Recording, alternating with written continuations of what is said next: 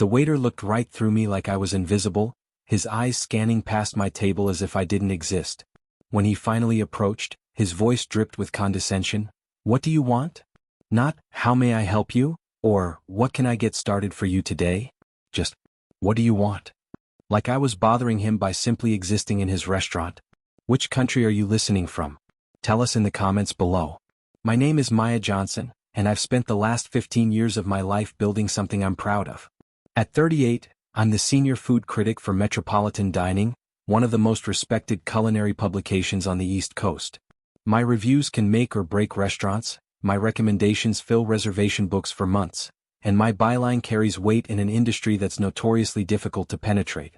But that Tuesday evening in October, walking into Chateau Blanc, an upscale French restaurant in downtown Boston, I wasn't Maya Johnson, the influential food critic. I was just another black woman in a nice dress, apparently unworthy of basic human decency. I had chosen to dine alone that night, which wasn't unusual for my work. Anonymous dining is essential in food criticism. The moment restaurant staff recognize you, the entire experience changes. The service becomes overly attentive, the portions larger, the presentation more careful. You're no longer experiencing what a regular customer would encounter. So I had made my reservation under a pseudonym, as I always did. I had dressed professionally but not extravagantly, a simple black dress, modest jewelry, my hair pulled back in a neat bun. I wanted to blend in, to observe, to experience Chateau Blanc the way any other customer would. The restaurant had been on my list for months. Their head chef, Philippe Dubois, had recently immigrated from Lyon and was generating buzz with his modern take on classic French cuisine. The space itself was elegant. Exposed brick walls, soft lighting, white tablecloths that seemed to glow in the ambient warmth. Crystal chandeliers cast dancing shadows on the walls, and the open kitchen provided theater for diners who wanted to watch the culinary artistry unfold. It was the kind of place where you'd take someone special, where you'd celebrate an anniversary or close an important business deal. The type of establishment that charged premium prices not just for the food, but for the entire experience. The ambience, the service, the feeling of being somewhere truly special. I had been looking forward to this evening for weeks. My editor had given me carte blanche to explore the city's emerging French cuisine scene, and Chateau Blanc was positioned to be the crown jewel of my upcoming feature. I had studied their menu online, researched Chef Dubois's background extensively, even practiced pronouncing some of the more complex dish names. I approached every review with the same level of preparation and professionalism that had earned me my reputation in an industry where credibility was everything. My journey to this moment hadn't been easy. Growing up in Cleveland, Ohio, as the daughter of a postal worker and a school secretary, fine dining had been a foreign concept. We ate at home most nights, and when we did go out, it was usually to family-friendly chain restaurants where kids ate free on Sundays.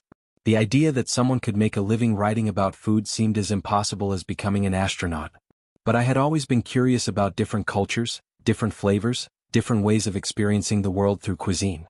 In college, studying journalism at Ohio State, I took a part-time job at a small family-owned Italian restaurant near campus. The owner, Mrs. Carlucci, became something of a mentor to me, teaching me about ingredients, techniques, and the stories behind traditional dishes. "Food is love made visible," she used to say in her thick accent. "When you cook for someone, when you serve someone, you are sharing your heart with them." That philosophy had guided my entire career. Even as I climbed the ranks of food journalism, moving from small local publications to regional magazines to finally landing my dream job at Metropolitan Dining, I never forgot that food was fundamentally about human connection, about hospitality, about making people feel welcome and cared for. That's why what happened at Chateau Blanc felt like such a profound betrayal of everything I believed the restaurant industry should represent. But the moment I walked through those doors, I could feel the shift in energy. The hostess's smile faltered when she saw me. Her eyes did a quick scan. My dress, my face, back to my dress, before she recovered with a practiced but notably cooler professional demeanor. The entrance to Chateau Blanc was impressive. Polished marble floors, fresh flowers arranged in elegant vases, the gentle murmur of conversation mixing with soft jazz music. Other guests were being greeted warmly, their coats taken with care, their special occasions acknowledged with genuine enthusiasm. "Do you have a reservation?" the hostess asked, though her tone suggested she doubted it. The question caught me off guard. In 15 years of dining at upscale restaurants, I had never been asked that question so abruptly, without any greeting or welcome. Usually, hostesses at establishments of this caliber began with, "Good evening," or "Welcome to Chateau Blanc," before inquiring about reservations.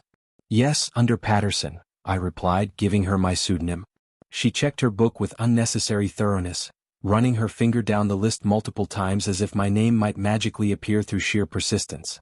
I watched as she flipped pages, consulted a second book, and even called over another staff member to help locate my reservation. "Oh yes, here it is," she finally said, sounding almost surprised. "Right this way." The relief in her voice was unmistakable, as if she had been hoping to find an excuse to turn me away. Conflict/discrimination incident.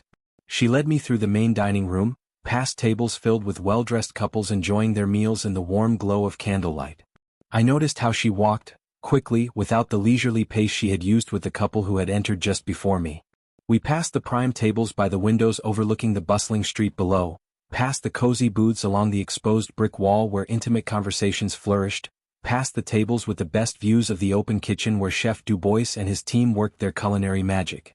The main dining room was exactly what I had expected from my research: sophisticated without being stuffy, elegant without being pretentious. Round tables were spaced generously apart, allowing for private conversations. The lighting was perfect for both romance and the serious business of evaluating food presentation. Fresh flowers adorned each table, and I could see that the water glasses were crystal, the silverware heavy and well-maintained. Instead of being seated in this beautiful space, she led me to a small table in the back corner, near the kitchen doors and the restroom. It was the kind of table restaurants typically reserve for walk-ins they're trying to accommodate but not necessarily welcome. The kind of table where the lighting was harsh fluorescent spill from the kitchen, where you could hear every plate being scraped clean in the dishwashing station, where the constant traffic of servers and busboys made intimate conversation impossible. The contrast was jarring. While the main dining room felt like a sophisticated European bistro, my corner felt like an afterthought, a space that had been grudgingly converted into a dining area when the restaurant needed to maximize capacity. "Is this really the best you have available?" I asked politely. "I made this reservation 3 weeks ago. This is what we have for your party size," she replied curtly, already turning away. "Your server will be right with you." I sat down, taking in my surroundings with the analytical eye that had served me well in my career. The table was clean but not properly set according to the standards I had observed elsewhere in the restaurant. The silverware was slightly askew, the water glass had spots that would have been unacceptable at a fine dining establishment, and there was no bread plate. Small details that might seem insignificant to most diners, but spoke volumes about the level of service I was expected to receive. From my vantage point, I could observe the entire operation of the restaurant. I watched servers glide effortlessly between tables in the main dining room, refilling water glasses before they were empty, checking on customers with genuine warmth, making recommendations with enthusiasm and expertise. The level of attention and care was exactly what I would expect from a restaurant of Chateau Blanc's reputation and price point. 25 minutes passed before my server approached. 25 minutes during which I watched him serve other tables, refill water glasses, take orders, deliver appetizers, and generally ignore my existence. I used the time productively, taking mental notes about the restaurant's operations, observing the seamless choreography of the service staff, noting the obvious care and attention other guests received while I sat invisible in my corner. During those 25 minutes, I watched my server, who I would later learn was named Marcus, provide exemplary service to every other table in his section. He spent several minutes explaining the evening's specials to a young couple celebrating their anniversary. He made wine recommendations to a business dinner of 4 middle-aged men. He brought a complimentary amuse-bouche to a table of elderly ladies who were clearly regular customers. His demeanor with these guests was everything you would want from a server at a high-end restaurant: knowledgeable, attentive, professional, and genuinely hospitable. When he finally made his way over to my table, the transformation was startling. The warm smile he had been wearing throughout the evening disappeared. The confident, knowledgeable professional I had been observing was replaced by someone who seemed annoyed by my very presence. I recognized him immediately from the restaurant's website. Marcus Webb, their head server, a man in his early 30s with perfectly styled blonde hair and the kind of confident smile that had been charming customers all evening. The website had featured him in an article about Chateau Blanc's commitment to exceptional service, describing him as someone who treats every guest like family. That warmth and hospitality were nowhere to be seen when he looked at me. "What do you want?" he asked, not bothering with pleasantries or even basic courtesy. The question hit me like a slap. Not "good evening," not "welcome to Chateau Blanc," not "I apologize for the wait," Not even, "How are you this evening?" Just, "What do you want?" delivered with barely concealed impatience. I had been in the service industry myself during college, working my way through journalism school by waiting tables at a family restaurant in my hometown. I understood the demands of the job, the pressure of managing multiple tables, the occasional difficult customer who could throw off your entire evening. I had always made it a point to be patient and understanding with restaurant staff, knowing firsthand how challenging and thankless the work could be. But this wasn't about having a bad day or being overwhelmed by a busy evening. This was something else entirely, a deliberate choice to treat me differently than every other customer in the restaurant. "I'd like to start with a cocktail," I said, maintaining my composure despite the churning feeling in my stomach. "Could you tell me about your signature drinks?" He gestured vaguely toward the bar area. "We have whatever's listed on the menu." No enthusiasm, no recommendations, no attempt to engage or enhance my dining experience. Just the bare minimum effort required to technically do his job. I had watched him spend 10 minutes describing the cocktail program to the anniversary couple, explaining the house-made syrups and artisanal spirits that made their drinks special. I had seen him light up when discussing the restaurant's wine selection with the business dinner. But for me he offered nothing but indifference. "I see you have a French 75 on the menu," I said, choosing one of my favorite cocktails and something any respectable French restaurant should execute flawlessly. "I'll have that, please." He scribbled it down without comment and walked away without asking if I had any questions about the menu, if I had dining restrictions or preferences, or if there was anything else he could bring me while I waited. Basic courtesies that I had observed him extend to every other table. The drink arrived 17 minutes later, lukewarm, with flat champagne and a garnish that looked like it had been sitting out for hours. The lemon twist was brown around the edges, the gin was clearly well liquor rather than the premium brand advertised on the menu, and the champagne had lost all its effervescence.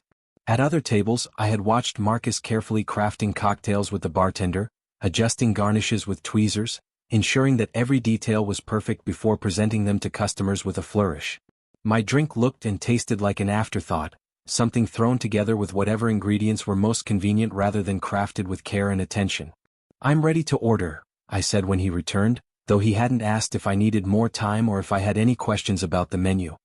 He pulled out his order pad with visible impatience, checking his watch as if I were keeping him from more important tasks. "Yeah." Again, the contrast with his behavior at other tables was striking. I had watched him engage other diners in conversations about their preferences, their previous visits, their special occasions. He had made suggestions based on dietary restrictions, recommended wine pairings, and generally served as a knowledgeable guide through the dining experience. For me, he offered nothing but barely concealed annoyance. I had planned to order several courses, to experience the full range of Chef Dubois's menu. The restaurant's reputation was built on their tasting menu, a 7-course journey through modern French cuisine that showcased the chef's creativity and technical skill.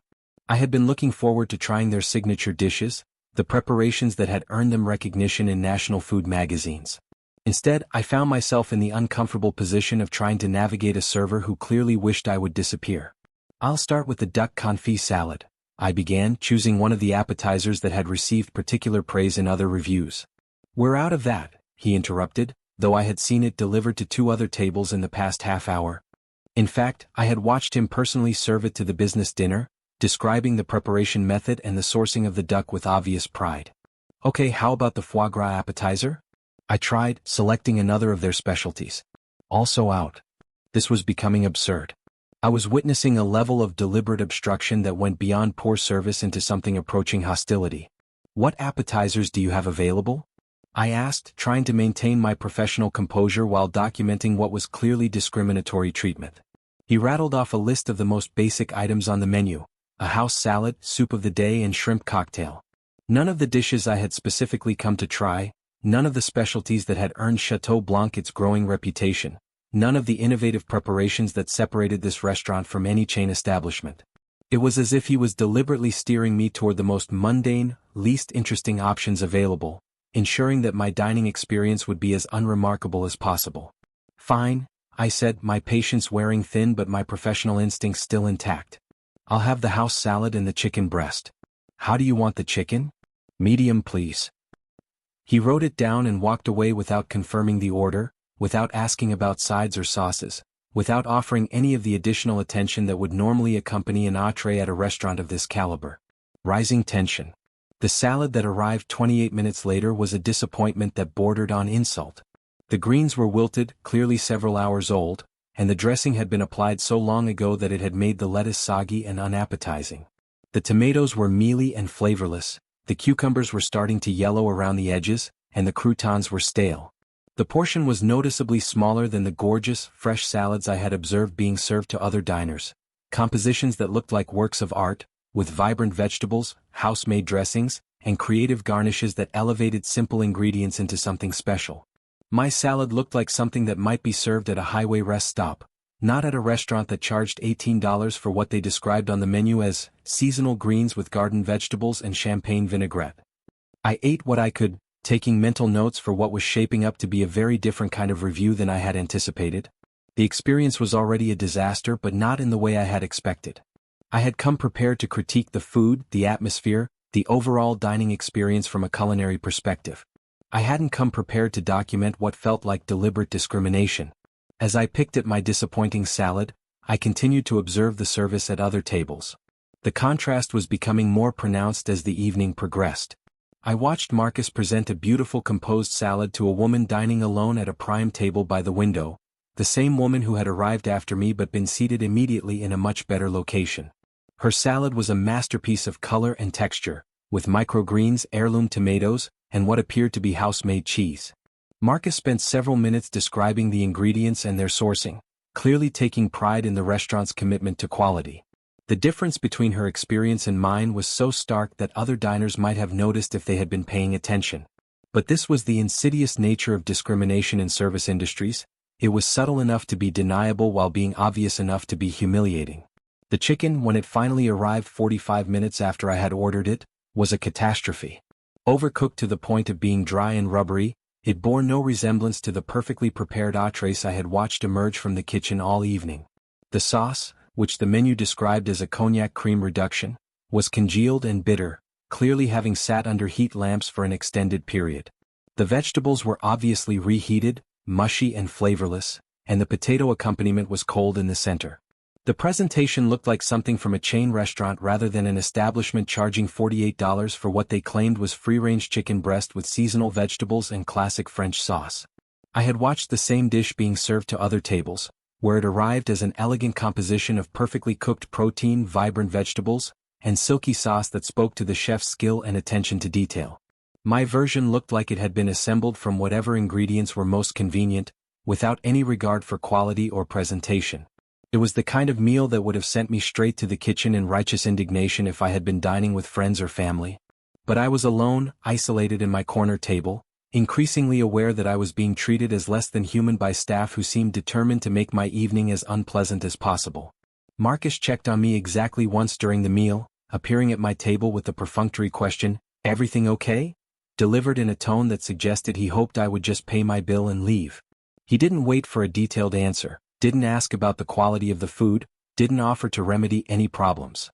Meanwhile, I watched him spend several minutes at each of his other tables, recommending wine pairings, explaining preparation methods, sharing jokes with regular customers, and generally providing the level of service that justified Chateau Blanc's reputation and prices.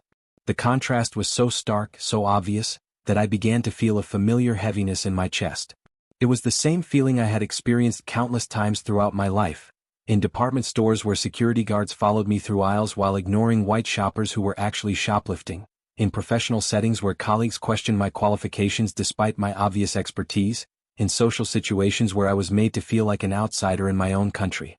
It was the weight of being constantly judged, constantly having to prove my worth, constantly being reminded that no matter how successful I became, how much I achieved, how professional I presented myself, there would always be people who saw my skin color first and my humanity second. I thought about my grandmother who had lived through the era of colored water fountains and segregated restaurants. She used to tell me stories about the Jim Crow South, about the overt discrimination that was legal and socially acceptable. But she also talked about the more subtle indignities that persisted long after the laws changed, the small cruelties and casual dismissals that were perhaps more painful than outright hostility because they were so insidious, so deniable. "Baby," she would say, adjusting my collar before church on Sunday mornings, "sometimes the worst racism isn't the man who won't serve you at all. It's the man who serves you with contempt and expects you to be grateful for it." It's the person who makes you feel small while smiling to your face.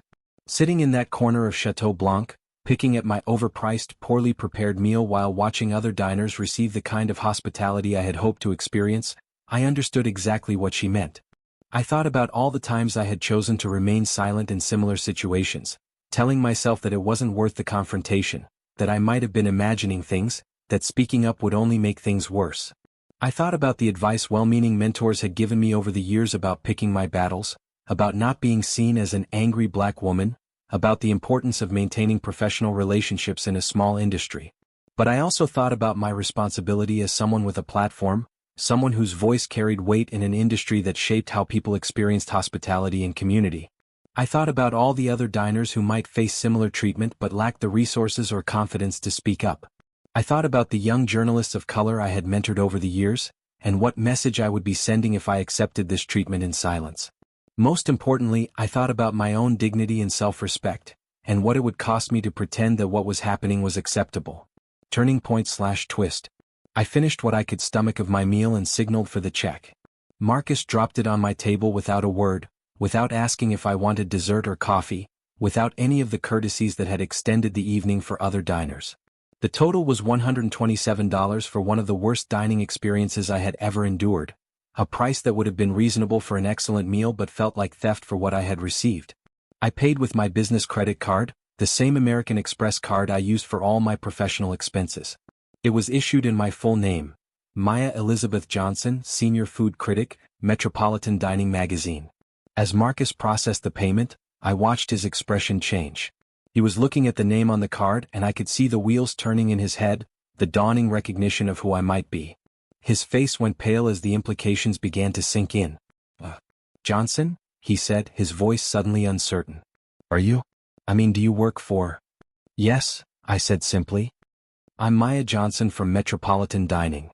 The transformation was immediate and complete. Suddenly, the man who had treated me with such obvious disdain was falling over himself to provide the kind of service I should have received from the beginning. His entire demeanor changed, the sullen indifference replaced by panicked attentiveness, the barely concealed hostility transformed into desperate courtesy. Oh my God, Ms. Johnson, I'm so sorry, I had no idea. If I had known who you were. But it was too late for customer service recovery. The damage was done, and his reaction only confirmed what I had suspected all along, that the poor treatment had been deliberate, based on assumptions about who I was and what I deserved. That's exactly the problem, I said quietly.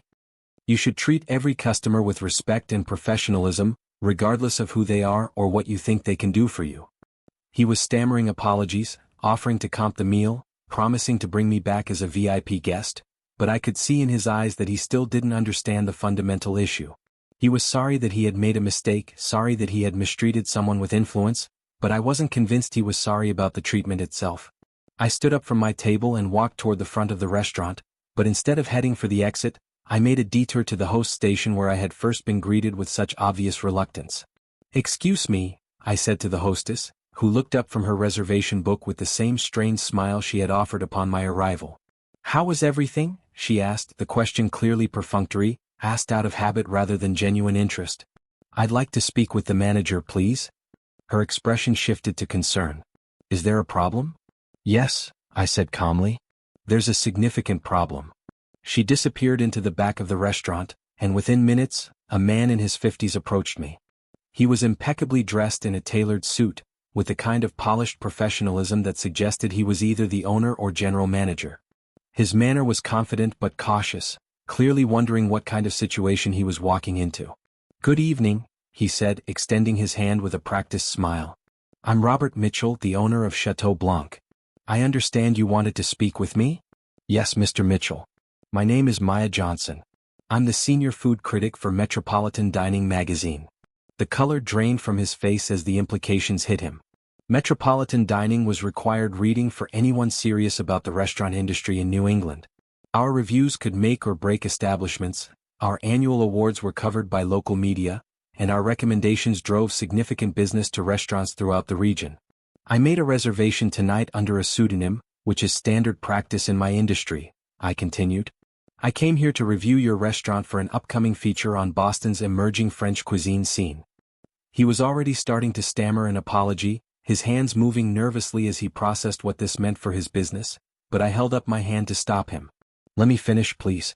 What I experienced tonight wasn't just poor service, it was discriminatory treatment so obvious and deliberate that I couldn't ignore it if I tried. From the moment I walked in, I was treated with disrespect, seated at the worst table in the restaurant despite having a confirmed reservation made weeks in advance, ignored by my server for extended periods, and served food that was clearly inferior to what other customers received.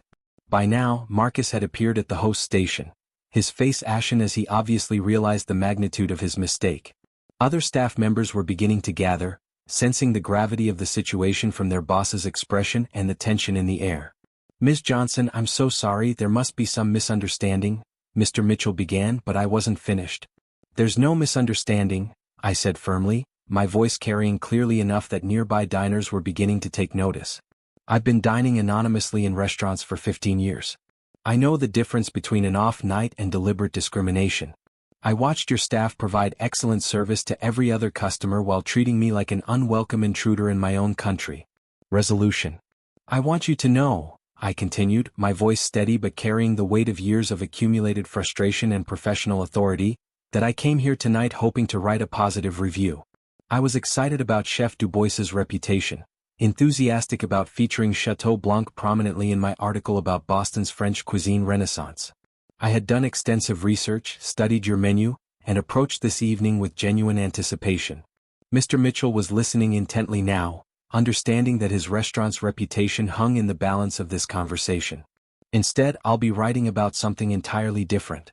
I'll be writing about systemic discrimination in the service industry, about how establishments that pride themselves on hospitality can make customers feel unwelcome based on nothing more than the color of their skin." "Please," Mr. Mitchell said, his voice desperate, "let me make this right. Let me comp your meal, bring you back as our guest, give you the VIP treatment you deserve." "It's too late for that," I said. "You can't undo what happened tonight. You can't take back the way your staff made me feel. And you certainly can't change the fact that this is likely happening to other customers who don't have the platform I have to speak out about it." The restaurant had grown noticeably quieter around us. Other diners were craning their necks to see what was happening, and I could see some of them pulling out their phones to record what was clearly becoming a significant incident. "Here's what's going to happen," I said, my voice carrying clearly through the now quiet dining room. "I'm going to write about my experience tonight. I'm going to describe in detail how I was treated, how I was made to feel unwelcome in a restaurant that claims to represent the hospitality traditions of French cuisine. I'm going to talk about the systemic discrimination that people of color face in the service industry, and how establishments like yours perpetuate it through willful ignorance or worse, deliberate bias." Mr. Mitchell was frantically trying to interrupt, offering everything from free meals to advertising opportunities in his desperation to minimize the damage, but I wasn't finished. "But I'm also going to write about something else. I'm going to write about the power of speaking up, of refusing to accept treatment that diminishes your humanity. I'm going to write about the importance of using whatever platform you have, whether it's a magazine column, a social media account, or simply a conversation with friends, to shine light on experiences that too many people suffer in silence." I turned to face Marcus directly, who had been standing frozen throughout this exchange, his face a mask of horror as he realized how completely he had misjudged the situation. "You asked me what I wanted when you approached my table tonight," I said to him. "What I wanted was the same respect and courtesy you showed every other customer in this restaurant. What I wanted was to be seen as a human being worthy of basic dignity and professional service. That's not too much to ask, regardless of who I am or what I do for a living." I reached into my purse and pulled out my business card, handing it to Mr. Mitchell with deliberate ceremony. "When my review comes out next month, I encourage you to read it carefully. Not because I'm trying to damage your business out of spite, but because I'm trying to make the industry better for everyone. I'm trying to create a world where people of color can walk into any restaurant and expect to be treated with the same respect as any other customer." I looked around the dining room, making eye contact with some of the other diners who had been watching this confrontation unfold. "To everyone else who witnessed this tonight," I said, raising my voice slightly, "I want you to remember that discrimination doesn't always look like angry shouting or obvious hostility. Sometimes it looks like poor service, like being seated in the worst section, like having your concerns dismissed or your complaints ignored. And I want you to know that when you see it happening, your silence makes you complicit." The silence in the restaurant was complete now. Even the kitchen seemed to have quieted, as if the entire establishment was holding its breath. "Good evening," I said finally, and walked out of Chateau Blanc with my head held high, feeling a mixture of sadness and empowerment that I had grown accustomed to over the years. Sadness because these experiences still happened, still caught me off guard with their casual cruelty despite all my success and professional standing. Empowerment because I had the tools and the platform to turn that pain into something constructive, something that might prevent other people from going through similar experiences. Closing message/life lesson. 3 weeks later, my review was published under the headline, When French Hospitality Meets American Prejudice, a Night at Chateau Blanc. I wrote honestly about the food, which was mediocre despite the restaurant's growing reputation. I wrote about the service, which was unprofessional and discriminatory. But most importantly, I wrote about the broader implications of what had happened that night, situating my experience within the larger context of racism in the service industry. The response was immediate and overwhelming. Within hours of the review going live online, my email inbox was flooded with messages from readers sharing their own stories of similar treatment. People wrote about being followed in retail stores, ignored in professional settings, dismissed by medical professionals, and treated as second-class citizens in countless other situations. The story was picked up by local media, then national outlets. Food writers from across the country began reaching out for interviews, wanting to discuss the challenges faced by critics of color and the role of restaurant reviews in addressing social justice issues. Several other food critics, both locally and nationally, wrote follow-up pieces about the importance of anonymous dining and the unique perspective that critics of color bring to their work. Social media exploded with discussions about racism in restaurants, with people sharing their own experiences and debating the role of online reviews in holding establishments accountable for discriminatory practices. The hashtag restaurant racism began trending, with thousands of people contributing their stories to a growing conversation about equality in the service industry. Chateau Blanc initially tried to dismiss my review as the complaint of a disgruntled customer seeking attention. They released a statement claiming that they served all customers equally and suggesting that I had misinterpreted normal service variations as discrimination.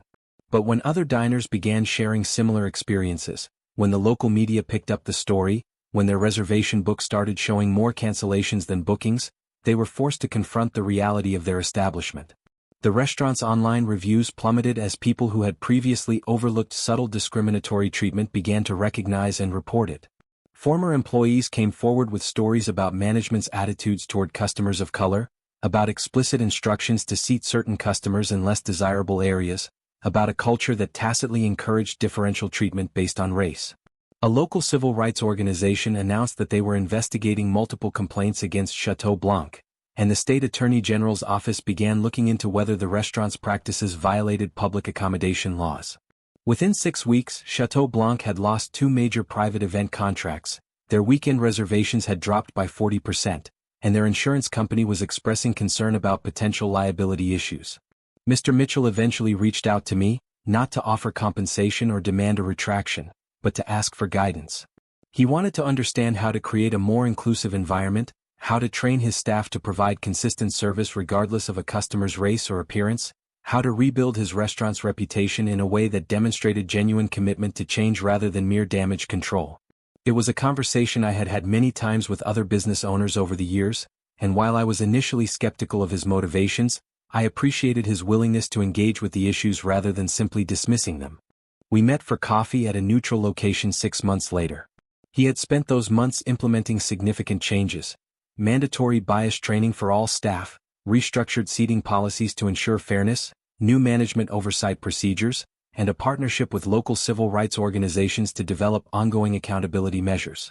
He had brought in consultants to help them examine their practices through a lens of equity and inclusion, and he had created anonymous reporting systems for both customers and employees to flag discriminatory behavior. The changes weren't perfect, and I made it clear that rebuilding trust would be a long-term process that required sustained commitment rather than quick fixes. But they were substantive enough to suggest that real change was possible when business owners were willing to confront uncomfortable truths about their operations. Marcus was no longer working at Chateau Blanc. I never asked what happened to him specifically, but Mr. Mitchell mentioned that several staff members had chosen to leave rather than participate in the new training programs. I hoped that Marcus had learned something from our encounter that would make him a better person in whatever path he chose next, but I also understood that some people are more committed to their prejudices than to their personal growth. The most meaningful response to my review came from other young professionals of color who reached out to thank me for speaking up. Many shared their own stories of discrimination in restaurants, hotels, retail stores, and professional settings. They told me that seeing someone with a platform use it to address these issues gave them courage to speak up in their own situations, to demand the treatment they deserved rather than accepting discrimination in silence. One young woman, a recent journalism graduate named Keisha, wrote to tell me that my review had inspired her to pursue food writing despite the challenges she knew she would face as a black woman in a predominantly white industry. She had been considering switching to a different field, convinced that she would never be taken seriously as a food critic, but my example showed her that success was possible and that her voice was needed. Another reader, a server named David who worked at a high-end restaurant in Chicago, said my article had given him the vocabulary and courage to address discriminatory behavior he witnessed at his own workplace. He had started documenting incidents and reporting them to management, and he had seen real changes in how his restaurant trained and supervised staff. These responses reminded me why I had chosen to use my experience at Chateau Blanc as more than just a negative review. In a world where people of color still face systemic discrimination in countless forms, those of us with platforms have a responsibility to use them constructively, to create change rather than simply documenting problems. The restaurant industry has a long way to go in addressing issues of inclusion and equity. From the kitchen to the dining room, from ownership to service staff, there are still too many barriers for people of color who want to participate fully in food culture. But change happens when people are willing to have uncomfortable conversations, when they're willing to examine their own biases and practices, when they're willing to prioritize justice over comfort. That night at Chateau Blanc taught me something important about the intersection of professional responsibility and personal dignity. As a food critic, I had the power to influence public perception of restaurants and shape industry standards. As a black woman, I had the responsibility to address discrimination when I encountered it, to use my voice to amplify experiences that might otherwise go unheard. Those two roles couldn't be separated, and I wouldn't want them to be. My identity as a person of color informed my perspective as a critic, giving me insights into the dining experience that my white colleagues might miss. My professional platform gave me the tools to address discrimination in ways that might create lasting change rather than momentary discomfort. Years later, when young journalists ask me for advice about navigating difficult situations in their careers, I tell them about that Tuesday night in October. I tell them that sometimes the most important story you'll ever write won't be about the subject you intended to cover. Sometimes it will be about the courage to demand the respect you deserve, and the wisdom to use your experience to make things better for others. I tell them that speaking up is never easy, that there will always be people who try to minimize your experiences or question your motivations. But I also tell them that silence is complicity, and that those of us with platforms have an obligation to use them responsibly. The restaurant industry is slowly changing, becoming more inclusive and equitable, but that change is happening because people are willing to speak up about discrimination, to demand better treatment, to use their voices and their spending power to create consequences for prejudice. My grandmother used to say that progress isn't made by the people who accept injustice quietly, but by those who refuse to be diminished by it. She taught me that dignity isn't something that can be taken away from you, it's something you carry within yourself, something you protect and defend regardless of how others try to treat you. That night at Chateau Blanc, they looked at me and made assumptions about who I was and what I deserved. They judged me by my appearance and treated me accordingly, never imagining that I had the power to hold them accountable for their actions. But I showed them something they hadn't expected: the power of a voice that refuses to be silenced, the strength of someone who won't accept discrimination quietly, the dignity of a person who knows her own worth regardless of how others choose to see her. That's the real lesson from my night at Chateau Blanc. Not that I was a food critic who caught a restaurant treating me poorly, but that I was a human being who refused to accept being treated as less than equal. In the end, that's the most important review any of us can write, the one that affirms our own worth and demands that others recognize it too. The waiter looked right through me that night, treating me like I was invisible, unworthy of basic courtesy and respect. But I made sure he, and everyone else, saw me clearly in the end. Because sometimes the most powerful thing you can do is simply refuse to disappear, refuse to accept that someone else's prejudice defines your value, refuse to let discrimination go unchallenged. They thought they knew who I was based on the color of my skin. I showed them the power of the person I had chosen to become.